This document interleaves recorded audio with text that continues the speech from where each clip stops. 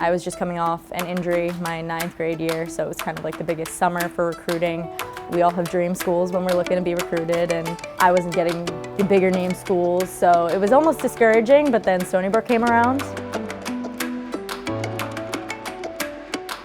At the time, I think it was compounded because we hadn't had a lefty on our team, and then to kind of see how she was not sought after by a lot of schools, by many schools, and I just kept asking my assistant, I was like, I don't get it.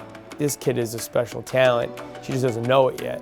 A lot of my friends that didn't really know lacrosse wouldn't come watch because they knew of it as that game that there's a whistle every 2 seconds. Like, it's such a slow game, it's not that exciting to watch.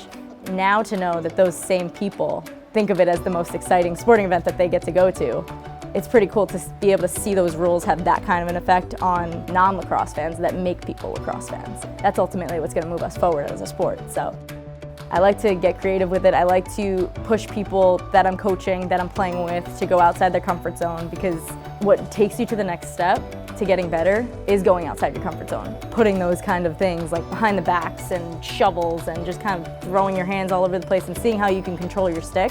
I think that's what's going to take people to that next elite level, and that's what I ultimately try to teach. And then what took Kylie from a really good player as a sophomore to elite is, I think, her desire to be the best. And I think a lot of that was just her doing the stuff away from lacrosse, the extra running, the extra fitness stuff.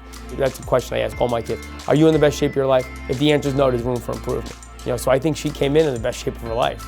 All the different layers of her being the face of women's lacrosse, it's unbelievable. When I was looking to partner with a company, I really wanted it to kind of hit home. And when I saw New Balance, their campaign was Fearlessly Independent.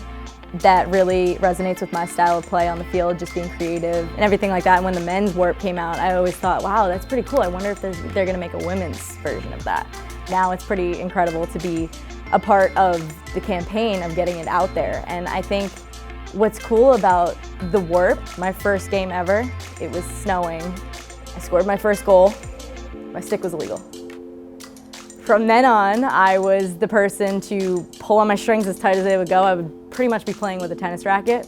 So to be part of this campaign where there is a stick now, that you don't have to worry about that. You don't have to worry, if I score right now, is my stick gonna be illegal? I'm not really sure. It's raining, it's wet. There's none of that. I can play relaxed. And when girls are curious about it or they've never seen it before and they get to really try it and they get to kind of understand and I get to explain to them, they kind of really get to actually understand it from a real connection, and then they get to actually feel it. So I think that's been cool to be able to see as a coach.